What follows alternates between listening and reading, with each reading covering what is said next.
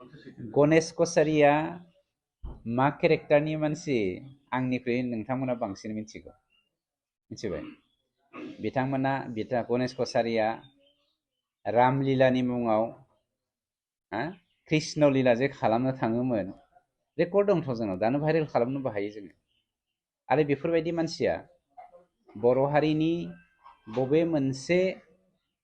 गुदि बिजौखौ लानानै दिनै समाजनि बाथ्रा बुंनो फैदों जोङो मिथिया आं बेखौ पार्सनेलि एटेक खालामनो थाङाखैमोन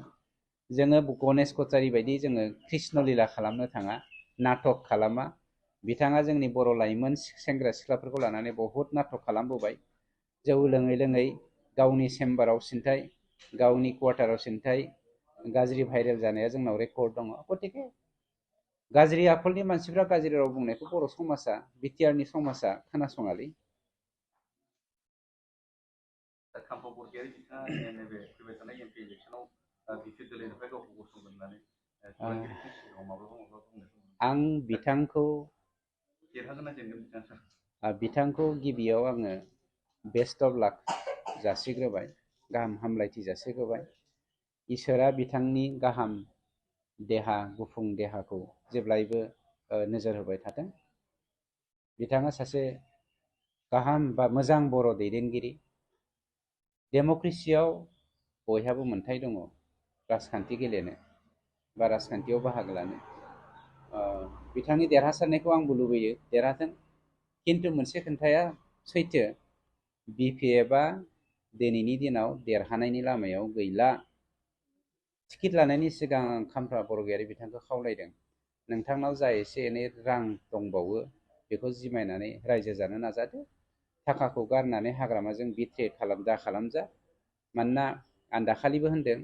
हाग्रामाया गावनि राइट हेन्ड चन्दन ब्रह्मखौनो जुदि सिनायलाब्ला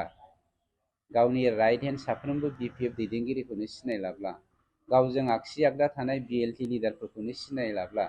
गाबोन जेननानै जेब्ला खाम्फा बरगयारिया लाथिख' जागोन रांखान्थि बिथिङाव बेखौबो बिथाङा जोगारखागोन बे 100% कनफार्म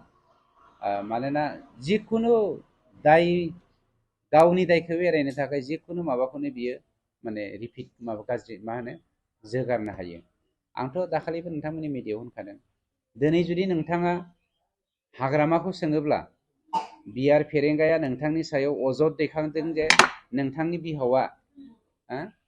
150 बिगानिख्रुइबो बांसिन रिजार्भ फरेस्टखौ धंस खालामनानै साहा बागान गायदों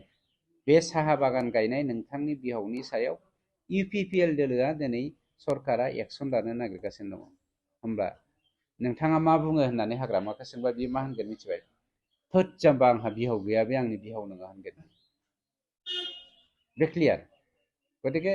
हाग्रामाया गावनि पार्सनेल इन्टारेस्टनि थाखाय जिखुनुखौनो मावनो हायो जिखुनुखौनो बुंनो हायो